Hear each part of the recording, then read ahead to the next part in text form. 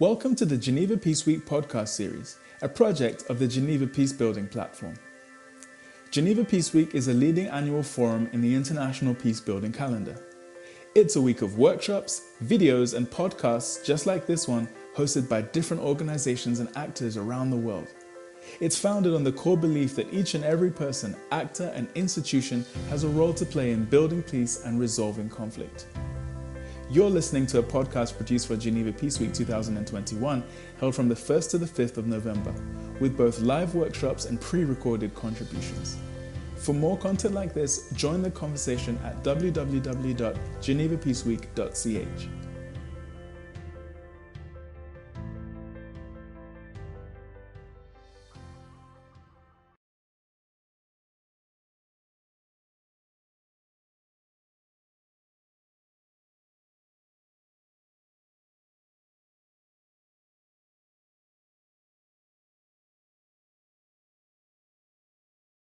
Hola, quiero darles la bienvenida a nuestro primer podcast grabado con motivo de la Semana de la Paz de Ginebra, la Geneva Peace Week 2021, en el que vamos a explorar cómo promover una paz inclusiva y sostenible enfocándonos en la experiencia colombiana.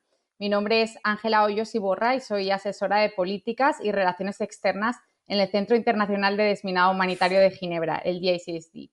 El centro trabaja para reducir los riesgos que sufren las comunidades afectadas por los artefactos explosivos y para ello, entre otras iniciativas, busca vincular los esfuerzos del sector contra minas con agendas más amplias como la Agenda 2030 para el Desarrollo Sostenible o la Agenda de Consolidación de la Paz del Secretario General de las Naciones Unidas. Ese es en parte el motivo por el que estamos hoy aquí. Este es el primer podcast de una serie que buscará estudiar de qué manera la acción contra minas puede contribuir a procesos humanitarios de desarrollo y sostenimiento de la paz, lo que se conoce como el triple nexo. Pero dada la profundidad de este tema, hemos querido invitar a dos expertos para que nos ayuden a explorar de qué manera la inclusión y la equidad juegan un papel fundamental en la consolidación y el mantenimiento de la paz. En primer lugar, tenemos a Sebastián Molano, quien es comunicador social con amplio bagaje en Estados Unidos y América Latina y el Caribe en promoción de la equidad de género. Lidera la iniciativa Defining Gender Roles y tiene más de 15 años de experiencia en respuesta humanitaria, así como en asesoría de políticas públicas a nivel internacional. Sebastián tiene más de 40 artículos, blogs y publicaciones explorando temas de género y masculinidades, tanto en inglés como en español, así que les invito a que les echen un vistazo después del podcast. También tenemos el honor de contar con María Elisa Pinto García, quien es emprendedora en transformación social a través de enfoques basados en arte y comunicación. Desde 2013 creó la Fundación Prolongar, de la cual es directora. Tiene más de 10 años de experiencia liderando proyectos con comunidades afectadas por el conflicto armado en acompañamiento psicosocial, memoria histórica, cambio de imaginarios culturales y fortalecimiento de las capacidades a través del arte. También les invito a descubrir su trabajo porque es muy, muy interesante. Entonces, antes que nada, muchísimas gracias por aceptar nuestra invitación, Sebastián y María Elisa. Muchas gracias. Me gustaría iniciar este conversatorio con una pregunta general para ambos. En vuestra opinión, ¿cuáles son los ingredientes esenciales para una paz sostenible? No sé quién quiere empezar. Si quieren, yo comienzo. Perfecto. María Elisa. Bueno, no es para nada una pregunta sencilla, pero desde nuestro trabajo creo que hay tres elementos esenciales. El primero es transformar las relaciones, y eso también lo tomamos muy desde el trabajo de Jean-Paul Ledera, que habla de la importancia de centrarse en el cambio de las relaciones antes de la firma de un proceso de paz y después en la construcción de paz, que es un proceso de largo aliento y que él dice no lo llamamos posconflicto, porque no es que se acabe el conflicto va a seguir, pero la idea es que justo en relaciones más saludables y en donde ese conflicto se transforme podamos seguir evolucionando como sociedad y construyendo la convivencia pacífica, digamos, no se trata, cuando hablo de la transformación de las relaciones, no se trata de que entonces ahora todos seamos amigos, no tengamos conflictos y pensemos sino que desde un pensamiento diferente y desde perspectivas y posiciones diferentes y tensiones y conflictos podamos transformarlos para no llegar a la violencia y para construir también realidades diferentes. Entonces, primero es eso, transformar las relaciones, pasar de la lógica amigo-enemigo a una lógica de ciudadanos que conviven en paz. La segunda para mí, pues, es la creatividad y la imaginación. Finalmente, también la construcción de paz y la sostenibilidad se logra desde imaginar realidades diferentes a las que conocemos. Y creo que es muy, muy importante tener una actitud en ese sentido creativa y desde lo artístico para imaginar realidades basadas en los retos y en los conflictos actuales, pero que nos permitan finalmente crear nuevos imaginarios. Y diría que el tercer elemento también es pues llegar a la paz o centrarse en la paz positiva, es decir, aquella paz que transforma la violencia estructural y cultural de las sociedades. O sea, no nos podemos quedar solo en la paz o en la violencia, digamos, manifiesta, que solo busca, digamos, eliminar, por ejemplo, el homicidio o el robo o el secuestro, en el caso del colombiano, sino que finalmente esa violencia manifiesta tiene una violencia latente y que no es tan evidente en donde está la violencia estructural, que tiene que ver, como su nombre lo dice, con las estructuras, causas estructurales del conflicto armado. En el caso colombiano tenemos la distribución de la tierra, la distribución del ingreso, la impunidad, etcétera, y las causas culturales de ese conflicto, que tiene que ver ya más con los discursos, narrativas, estereotipos y prejuicios que construimos para justificar las otras dos violencias. Si no abordamos esas dos violencias, la estructural y la cultural, es muy difícil que logremos una paz sostenible porque es muy probable que los ciclos de violencia eh, vuelvan y vuelvan una y otra vez. Entonces sería creatividad, cambio en las relaciones y centrarnos en la paz estructural y cultural. Muchísimas, muchísimas gracias por una respuesta tan bien articulada. Le damos ahora paso a Sebastián. Bueno, pues antes de empezar, mil gracias, Ángela, por esta invitación, y es un placer estar con María Alicia y con todas las personas que se están conectando esta semana para explorar estos temas.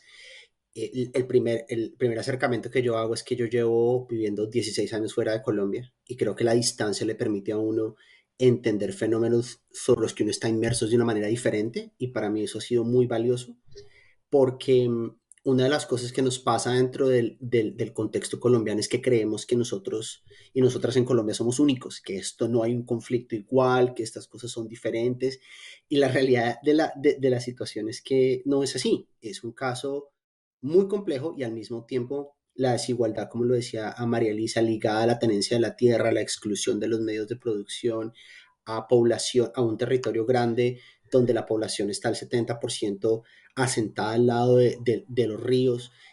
Esto no es nuevo, como no son nuevos los procesos de paz de otros lugares en el mundo donde hemos aprendido bastante, como Sudáfrica. Entonces es empezar a salirnos un poco del cascarón y reimaginarnos cómo es la vida sin violencia. Y cuando uno vive en Colombia eso es muy complejo, porque uno piensa que la violencia es la forma en la que se vive.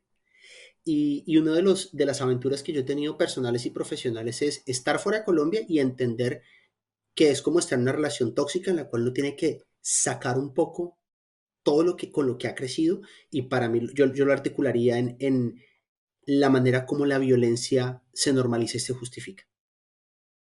Es normal ser violento, y cuando piensas en cómo cambiar hacia un estado diferente, a imaginarte algo diferente, para mí el primer requisito es que la violencia no puede ser ni normalizada, ni justificada, ni aceptada. Infortunadamente en Colombia todavía estamos en un momento en el que eh, estamos tratando de transicionar de relaciones de poder que han estado ligadas al uso de la violencia armada, con la exacerbación del conflicto a unos niveles de degradación y terror espeluznantes, hacia estadios donde, por ejemplo, podemos renegociar nuevas formas y relaciones de poder que se traducen en cosas tan sencillas y simples como la verdad, conocer qué pasó, conocer las historias, la reparación, qué significa la reparación en la práctica, más allá de si es un perdón, un dinero, y la justicia, que haya una predictibilidad de que las cosas se resuelven de una manera en la cual no hay personas que están por encima de la ley. Y en Colombia hoy todavía tenemos esos elementos de impunidad, de que la justicia es subjetiva y eso hace que se genere mucha desconfianza. Entonces, al querer articular nuevas relaciones de poder, como decía María Elisa, yo estoy totalmente de acuerdo en que hay un cambio de reglas del juego en el que tienes que empezar a redistribuir las condiciones que han generado esa violencia. Porque yo tengo y ustedes no, porque ustedes tienen acceso y yo no, porque para ustedes la justicia aplica y para mí no. Del otro lado, es un cambio cultural. Hay que empezar a resignificar la diferencia y los desacuerdos en un estadio en el que la violencia no es válida y al mismo tiempo hay que empezar a reimaginarse nuevas formas de ser, nuevas formas de actuar, nuevas formas de proceder. En los últimos 2 o 3 años ha sido muy claro en Colombia que el tema de las protestas ha llevado a una movilización sin precedentes por la sostenibilidad a través del tiempo y en tiempos tan difíciles como estos de la pandemia, y al mismo tiempo que somos una sociedad muy joven incluso para protestar, porque eso se aprende. Yo pienso que la protesta es un músculo, al igual que digamos, el juego político, en el que no tengo que deshumanizarte para hacer valer mis ideas, en que la destrucción no juega como parte de la manera en cómo nos tratamos los unos a los otros. Entonces yo creo que esos son algunos de los ingredientes que yo quiero proponer, digamos, cuando estamos pensando en cómo pensar que Colombia pueda tener en algún momento una paz que sea sostenible.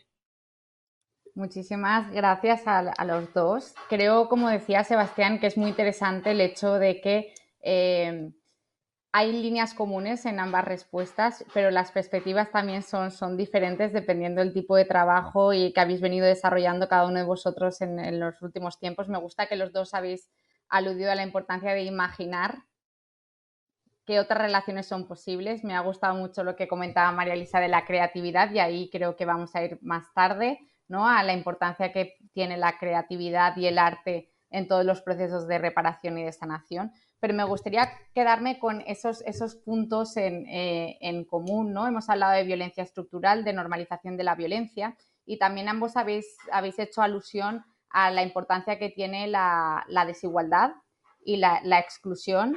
Sebastián, tú ahora también hacías alusión a la importancia del acceso a justicia, ¿no?, y a otros servicios. Entiendo que es extensible a otros servicios sociales. Entonces quería preguntaros muy brevemente, ¿no?, para cerrar esta primera pregunta, ¿cuál es la importancia que ha tenido la desigualdad y esa sensación de exclusión en la experiencia de conflicto en Colombia? A los dos. ¿Sigo yo? ¿Comienzo? Pues para mí es la causa casi que del conflicto armado colombiano, y que es paradójico porque no es, no, digamos, la inequidad y la exclusión no es algo que sea ajeno al resto de América Latina. Creo que además viene muy incluso desde la colonia el tema de las clases sociales y de eso cómo está relacionado con el poder y con relaciones de exclusión. Pero en Colombia esto ha derivado, pues como decía Sebastián, en una justificación de la violencia y en una cultura violenta que atraviesa también estas relaciones de exclusión y de inequidad. Justo hace la semana pasada, el viernes, el Departamento Nacional de Estadísticas de Colombia publicó las cifras de pobreza multidimensional y ahí se muestra la grandísima diferencia entre, por ejemplo, cascos urbanos y ciudades, o cascos urbanos municipales y ciudades, con la ruralidad. Estamos hablando de diferencias enormes, o sea, más o menos la deserción escolar, por ejemplo, en la zona rural aumentó un 25%. La pobreza en general multidimensional es mayor en un 30%, si no estoy mal, o 3 veces mayor que los cascos urbanos. Y tú te vas a ver entonces qué territorios en donde sucede el conflicto armado en Colombia. Pues normalmente en el rural disperso, en ciertas zonas estratégicas, por el tema de narcotráfico, también de tráfico de armas y en general de no presencia estatal. Entonces sí, hay una clarísima diferencia, pues como relación más bien entre dónde tenemos el conflicto armado, cómo suceden las dinámicas del conflicto y cómo también esto atraviesa no solo, digamos, la violencia armada, sino también la violencia en el relacionamiento cotidiano, que es un poco también lo que decía Sebastián. Entonces, cómo de verdad uno ha normalizado absolutamente el tema de, por ejemplo, tener una mujer que le ayuda a uno en el servicio doméstico y no darle vacaciones, pagarle lo que uno considere, que ella pase, muchas veces ellas eran internas en las casas, entonces pasaban toda una semana en la casa y no importaban sus hijos y yo ni preguntaba. Hemos normalizado que esa persona además no se sienta con nosotros a comer el almuerzo y así, o sea, y todo esto nos parecía normal y la verdad es que pasa mucho, o a mí me pasó personalmente, que solo me di cuenta como de la enfermedad en la que vivíamos cuando salí también y cuando yo hice mi maestría en Japón y un investigador japonés contaba su experiencia de venir a América Latina y de cómo su familia, en donde él se quedaba, que era una familia de clase alta, no entendía cómo él podía ir a tener un almuerzo con los de clase baja de la comunidad en donde él estaba investigando y como todo lo que se preguntaban y las medidas de seguridad extremas que le decían que tenía que tomar para irse a esos barrios de clase baja. Y entonces él contando toda esta experiencia, obviamente desde el asombro y desde la sorpresa de lo que no es normal para él, me hizo caer en cuenta de claro que no es normal y yo he normalizado esto. Entonces, pues lo que te digo, o sea, son violencias cotidianas que luego atraviesan y se expresan en el conflicto armado, pero que tienen una absoluta relación. O sea, el conflicto armado en Colombia no se puede explicar si uno no mira, por ejemplo, las cifras de inequidad y exclusión y las diferencias entre lo rural y lo urbano. Mm. Muchas gracias. Sí, totalmente de acuerdo con María Elisa y creo que da la oportunidad para conversar de algo que a mi parecer es muy importante que empecemos a desempacar las y los colombianos y es esta noción del privilegio que parece prestada de otros lugares, pero básicamente se entendía como este tipo de beneficios de los que uno goza porque sí, porque no ha hecho nada. Y creo que para muchas personas es muy evidente en los temas de género, cuando hablamos género binario, hombre y mujer, y es como los hombres tienen privilegios porque no tienen que estar pensando en salir a la calle, les va a pasar esto o aquello, van a sufrir violencia o piropos, etcétera. Pero en el caso de la inequidad y la desigualdad en Colombia, ese privilegio lo que ha logrado es justificar una serie de narrativas que hacen que la exclusión sea normal, sea justificada y sea replicada. Entonces, ¿cómo explicas en un país donde existe una categorización de las personas y de las zonas geográficas con base en números, que son estratos, ¿no? Para los colombianos pensar en estratos es algo muy normal y naturalizado.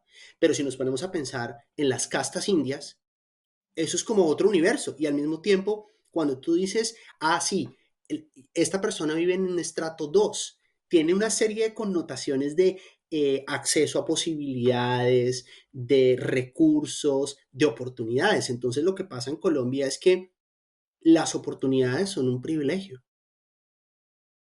Y cuando las oportunidades son un privilegio, quiere decir que desde el momento en que tú naces, puedes estar en un espacio en el que tienes una serie de ventajas que te van a permitir disfrutar de unos derechos, o puedes estar en una posición tal que vas a pasarte toda la vida tratando de poder lograr que los derechos sean válidos y valederos y que van desde cosas tan simples como el derecho a la identidad, el derecho a la educación, el derecho a la vida, a cosas tan complejas como el derecho a la justicia y el acceso a la justicia. Entonces, sí son unos elementos que están muy ligados y creo que para enriquecer el análisis de la desigualdad y la inequidad de Colombia, que tiene muchas cifras macro, como hablaba María Elisa, ¿no? Estos niveles de pobreza, la situación de Colombia es que Colombia también ha sido un estado que se ha comprometido firmemente con el capitalismo y el modelo capitalista neoliberal que es extractivo por naturaleza.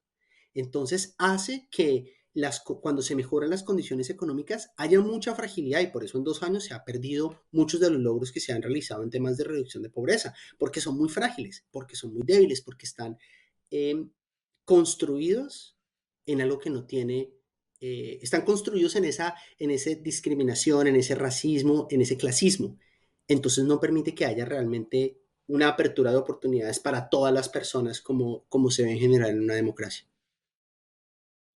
Muchísimas gracias, Sebastián. Me gustaría retomar un poco algunos de los puntos con los que has iniciado tus palabras cuando has hablado de la importancia que tienen los roles de género, las masculinidades en Colombia, por dos motivos: por tu gran conocimiento del tema y también porque sé que han jugado un rol muy, muy importante durante las épocas de conflicto, y también a día de hoy, ¿no? Siguen teniendo una importancia muy, muy grande y representa también muchos retos para eso que hablamos de paz sostenible y garantizar esa inclusión, esa equidad, esa igualdad. Entonces me gustaría que nos dieses un poco tus perspectivas como experto en la materia, ¿no? Respecto a la situación que vive Colombia y en la importancia que tienen los roles de género y las masculinidades en el contexto colombiano. Sí, sí, Ángela, y antes de como irme por esa arista de las masculinidades, algo que me parece súper claro enfatizar es que la realidad de las cosas es que la violencia del conflicto colombiano está marcada en los cuerpos de las mujeres, en las conciencias de las mujeres, en las experiencias de las mujeres y de las personas que están por fuera de este entendimiento binario. eh, Cuando decimos, por ejemplo, que una sociedad es heteronormativa, es que asumimos que la norma es la heterosexualidad. Entonces, cualquier persona que está fuera en su experiencia de vida de esto, es decir, las personas trans, personas de la comunidad LGBTQ, las personas que no son cisgénero, es muy importante reconocer que el nivel de violencia que han sufrido y que sufren dentro del conflicto y como actores que no son parte de la guerra como tal, también viven en un ambiente en el que sus derechos son vulnerados de manera diaria. Entonces creo que es importante reconocer esto porque cuando hablamos del conflicto, lo que el conflicto hace es exacerbar esa violencia a niveles de degradación que son espeluznantes. Y al mismo tiempo, como sociedad sufrimos unos niveles de violencia de género, específicamente la violencia de los hombres contra las mujeres, que es más o menos el 90% de los casos, y generalmente la violencia machista, a unos niveles de impunidad que son ridículos. Cuando hablamos de la masculinidad, lo que estamos hablando aquí es de la manera como se expresa, se entiende el ser hombre en una sociedad. Pero ese ser hombre es reducido a esa noción de ser heterosexual y de ser cisgénero. Entonces, dentro del espectro de las experiencias de identidad de las personas, lo vamos reduciendo. Y cuando hablamos de la cultura de paz, me parece que es muy importante para entenderlo desde el ángulo de la masculinidad, que hablemos de una cultura de guerra, que es la otra cara. Entonces, ¿cómo se expresa la masculinidad en un contexto de guerra? El uso de la violencia es esperado, es justificado y es validado. Y dependiendo del actor, esto puede ir desde la violencia que se percibe en los hogares, que es donde, digamos, como Bell Hooks habla, esta feminista negra increíble, y por favor leanla, es en el hogar donde las personas aprendemos acerca del patriarcado y la violencia, de esta imposición de las reglas de los hombres hacia los demás. Pero en un contexto de guerra, esto se lleva hacia estructuras, sobre todo armadas, militarizadas de ambos lados, tanto del establecimiento como por fuera de él, en el que se exacerba y se hipermasculiniza el uso de esa violencia. Entonces, se entiende como normal. El otro pedazo es que se deshumaniza al otro. Entonces, si yo no te puedo tratar a ti como un igual, como una persona, empiezo a justificar una serie de acciones que van en contra de tu naturaleza. Y eso es lo que hemos visto en la guerra. Pero no solo pasa de los que combaten de un lado frente a los que combaten del otro. Organizaciones tales como la policía, como el ejército, están cimentadas en quitarle la humanidad a las personas que hacen parte de la guerra. Porque si no, no podrían hacer las cosas que hacen. Entonces hay una deshumanización de los hombres. Y esto lo que genera es que nuevamente la violencia se convierta en ese vehículo de hacer y de imponer las ideas. Como les decía, esa idea de la heteronormatividad como centro, que todo gira alrededor de ese hombre heterosexual, y añadido a esto un discurso de la unidad heteropatriarcal. ¿Y eso qué es? Es la familia, hombre, mujer, hijos, que tiene en el contexto colombiano un vínculo muy, muy, muy cercano con la Iglesia Católica y las iglesias evangélicas. que lo que hacen es generar una noción de esto es lo bueno y esto es lo malo. Entonces hay una apropiación del discurso de nosotros somos los buenos, ellos son los malos. Y como somos los buenos, justificamos cualquier medio para imponernos como buenos. Y ahí viene la violencia otra vez. Y finalmente es que en esa cultura de guerra, de esa masculinidad de guerra, hay una cultura de desconfianza porque tú no sabes quién está al lado tuyo. Entonces, digamos que hay una ruptura de la confianza como un elemento de la sociedad y lo que eso genera es que el acceso a oportunidades, al ejercicio de derechos, sea una cuestión individual de cuántos recursos tienes, de qué influencias tienes y cuáles son las personas que están a tu alrededor.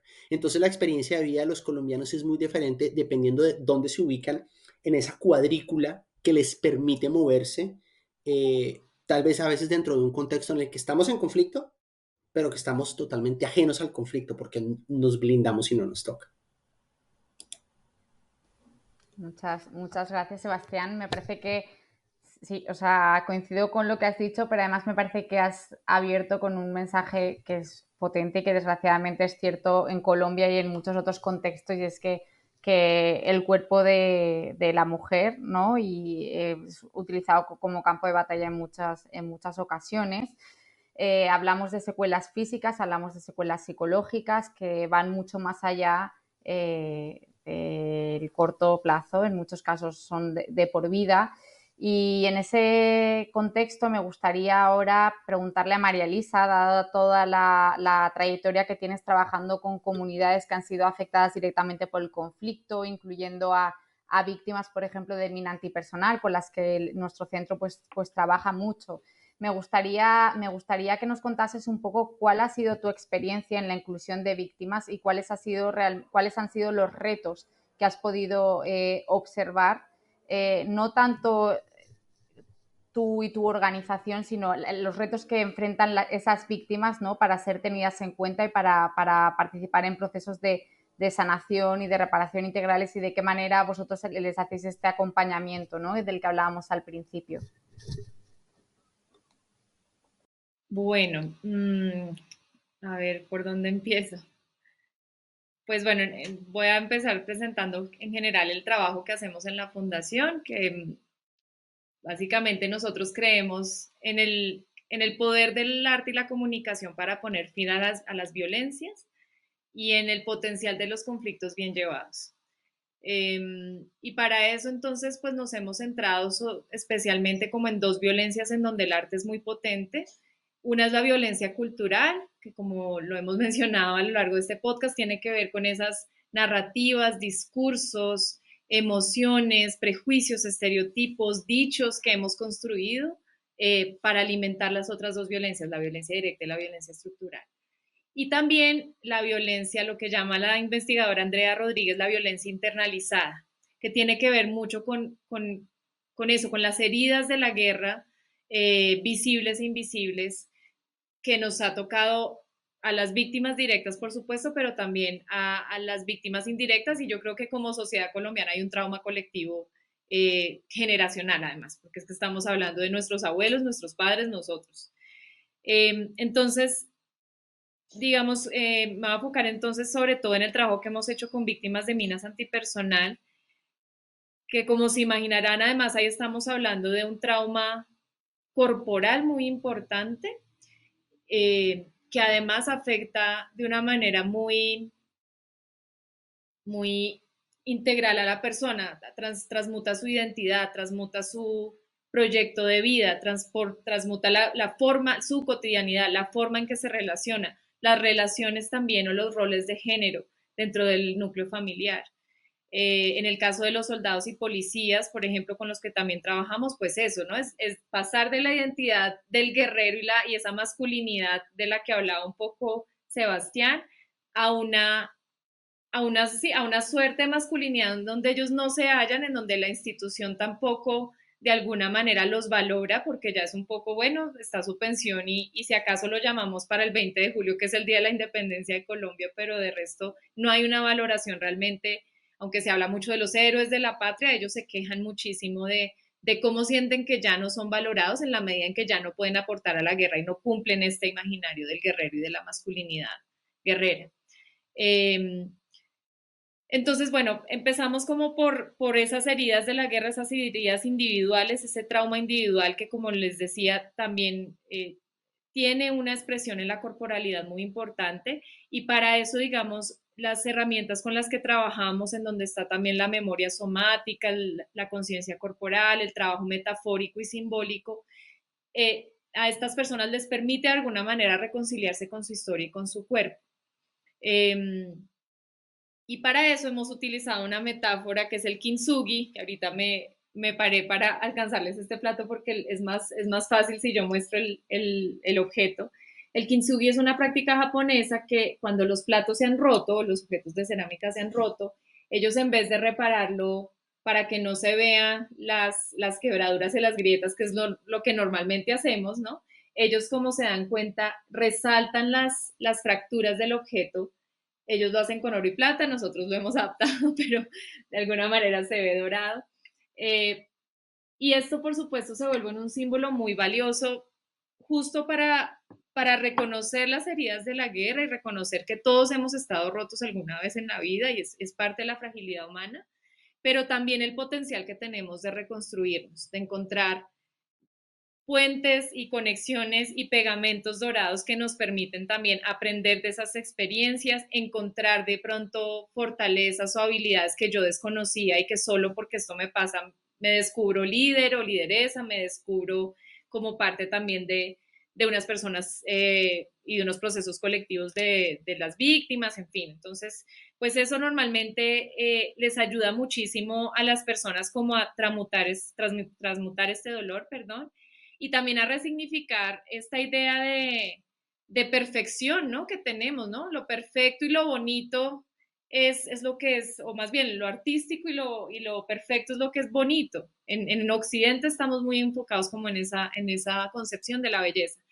Los japoneses tienen toda una filosofía que se llama el wabi-sabi, en donde lo que dicen es la vida es imperfecta y lo bello es lo imperfecto. El paso del tiempo en los objetos es lo que los hace bellos, por ejemplo. Entonces, esta también es una metáfora que les permite de alguna manera resignificar el cuerpo de la persona con discapacidad, que desde una visión tradicional se puede ver como un cuerpo imperfecto, un cuerpo inservible, ¿no? Que no produce, para darle la vuelta y también, como les decía, reconciliarse con eso.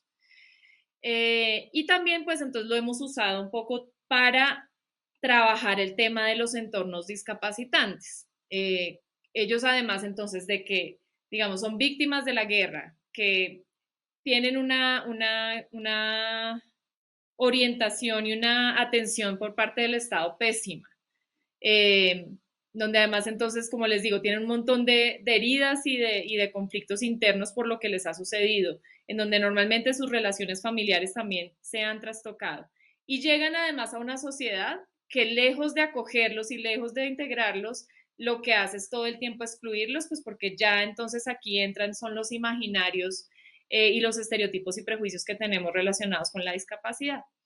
Y aquí entonces el kintsugi lo que nos ha permitido, digamos, de nuevo, ahí el arte nos permite movilizar y tocar a la sociedad de una manera innovadora, creativa, y que además aborda no solo la razón, sino también la emoción y en general como la experiencia de la persona. Entonces, estos objetos que son reparados por los sobrevivientes del conflicto armado, los exponemos a través de exposiciones museográficas móviles, acompañados normalmente de cuestionamientos, de que la persona no sea un visitante pasivo que solo está viendo una información, sino que todo el tiempo se está preguntando: yo qué imaginarios tengo, cómo estoy contribuyendo, cómo he tenido actitudes discriminatorias frente a estas personas.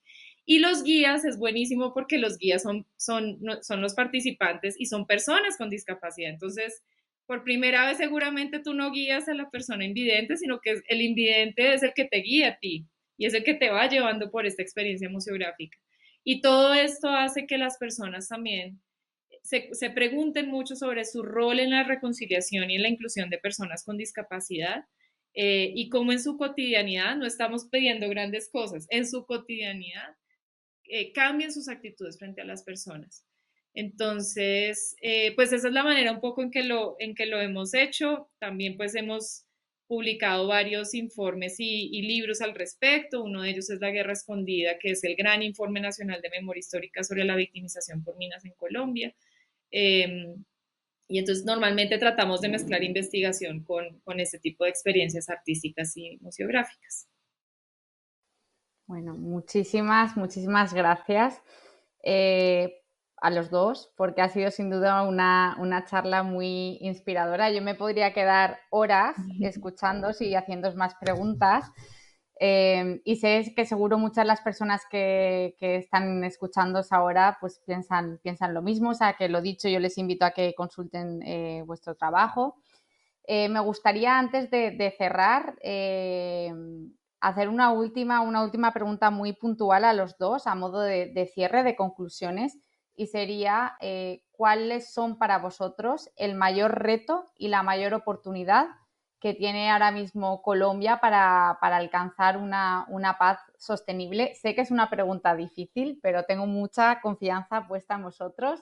Así que os paso la pelota y a ver cómo respondéis. Muchas gracias. A ver, creo que Sebastián, que se está riendo mucho, ya debe tener ahí una... Estoy todavía pensando en muchas de las cosas que María ¿Has Elisa dicho? dijo y Sí, me parecen fantásticas en el sentido de cómo es el poder de los símbolos y el reimaginarnos y repensar y generar unos espacios diferentes donde lo que no entendemos que es valioso es posible. Y yo creo que si tú me preguntas a mí, desde donde yo estoy, ¿cuál es el mayor reto que tenemos los colombianos y las colombianas? Es la capacidad de imaginarnos que esto realmente tiene una posibilidad de cambio sustantiva. Vivimos en sociedades, como lo decía María Elisa, en el que la construcción y la concepción de la realidad es cortoplacista, tiene que ser los cambios muy rápidos y la verdad, la realidad de las cosas es que construir una guerra toma décadas. Construir la inequidad que vivimos hoy ha tomado mucho tiempo y de construirla va a tomar más tiempo porque es ese proceso de desfragmentación que estaba mostrando María Elisa con el ejemplo en el que usan en la fundación para expresar la manera de una forma simbólica de estos procesos en el que nos quebramos. Y creo que en Colombia estamos todavía con los pedazos en el suelo, a oscuras, tratando de buscar dónde están todos los pedazos. Y cuando uno está en una situación de estas, es muy difícil imaginarse que el sol sale el otro día. Pero sale. La historia nos dice que sale el otro día. Entonces, tener esperanza en un momento en el que todo se ve gris, en el que hay que buscar la posibilidad de lo que es posible, ¿no? Valga la redundancia, de creer en eso, aunque no lo vayamos a ver nosotros y nosotros, ¿no? El pensar que tal vez no nos va a tocar a nosotros y a nosotros, pero que hay gente atrás que viene haciendo fila en ese sentido. Y específicamente dentro digamos, de la temática que yo llevo. Hace 5 años estaba releyéndolo estos días, escribí una pieza sobre la masculinidad y el proceso de paz, porque en ese momento estábamos exacerbadas todas las personas en Colombia mirando a ver si íbamos a aprobar este acuerdo de paz o no. Y yo creo que es muy poderoso el que los hombres, sobre todo los hombres, y que desde la construcción, digamos, del imaginario del machismo en Colombia, si nosotros lográramos cambiar la violencia por el cuidado. Parece simple, ¿no? Pero es la violencia por el cuidado. A los hombres se les dice no sean violentos, no usen la violencia. ¿Qué necesitamos hacer? El cuidado tiene que volverse la alternativa a la violencia.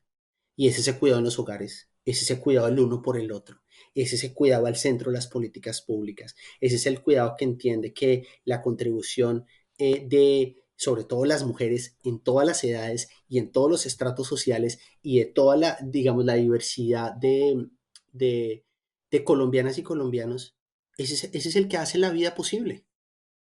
El cuidado de los niños, el cuidado de los ancianos, el cuidado mutuo. Entonces, para mí está muy ligado. Si hemos centrado una sociedad en el horror y en la hipermasculinidad y en la violencia, tratemos de centrar una sociedad en la esperanza, en una variedad de masculinidades diferentes, donde están repensadas, resignificadas y al mismo tiempo donde el cuidado está al centro, porque es muy difícil ser violento frente a lo que uno cuida.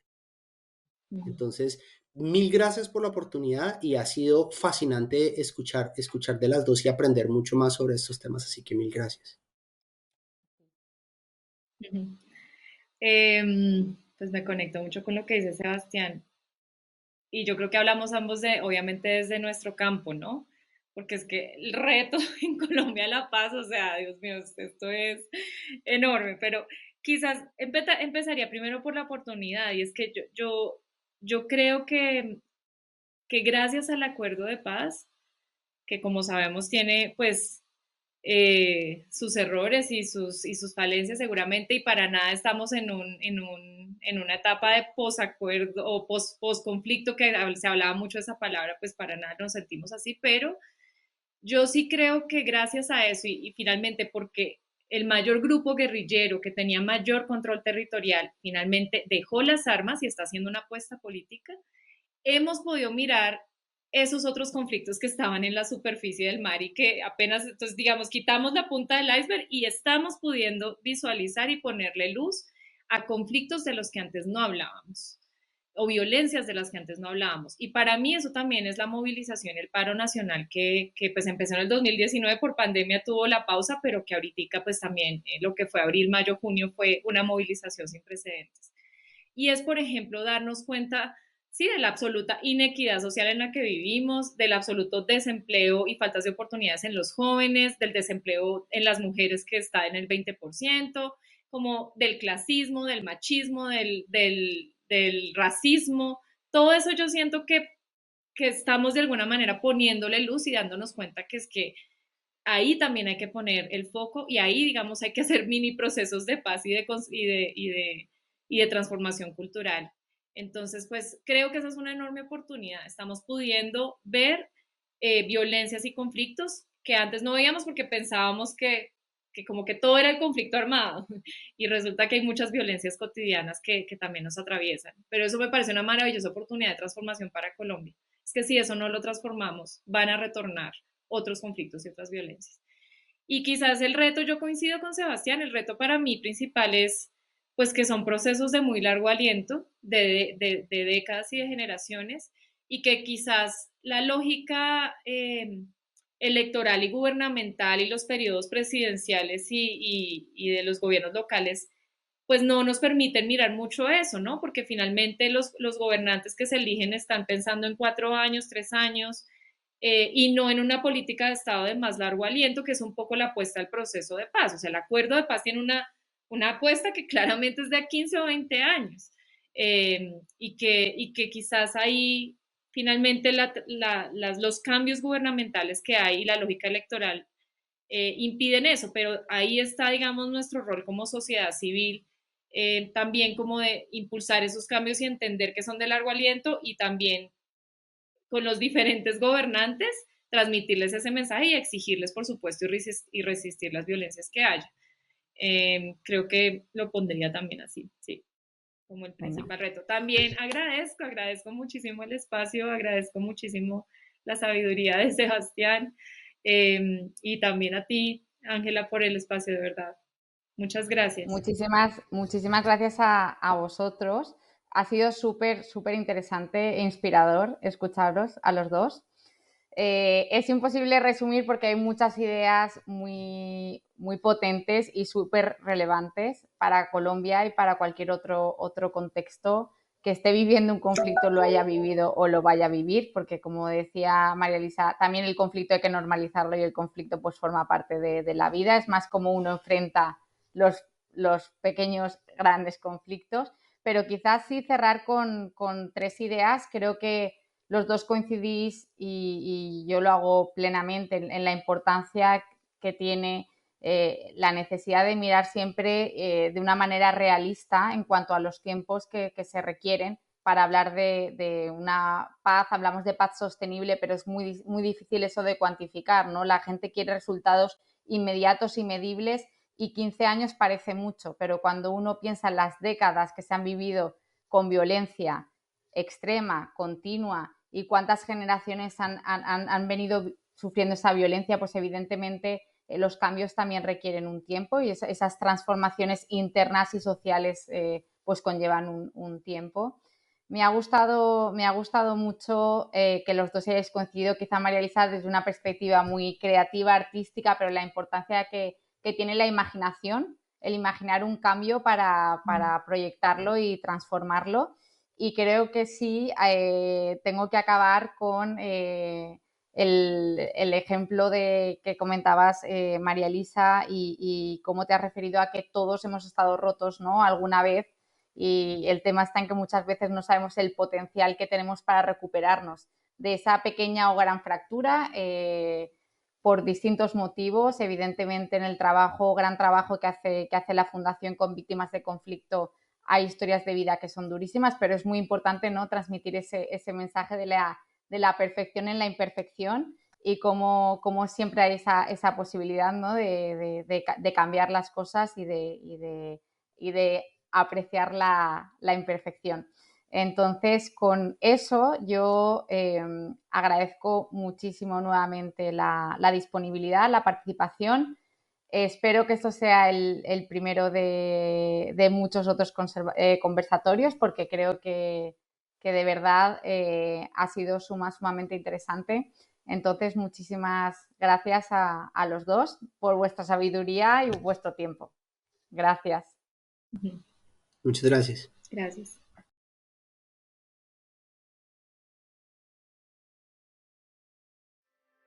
Thanks for joining us for this installment of the Geneva Peace Week podcast series. Don't forget to subscribe, rate the podcast, and leave a review about something you learned. You can also visit our website to continue the conversation with the makers of this episode. Or join us on Twitter, Instagram, or Facebook at Geneva Peace Week. Above all, thank you for being here, and we hope you'll join us again for another episode.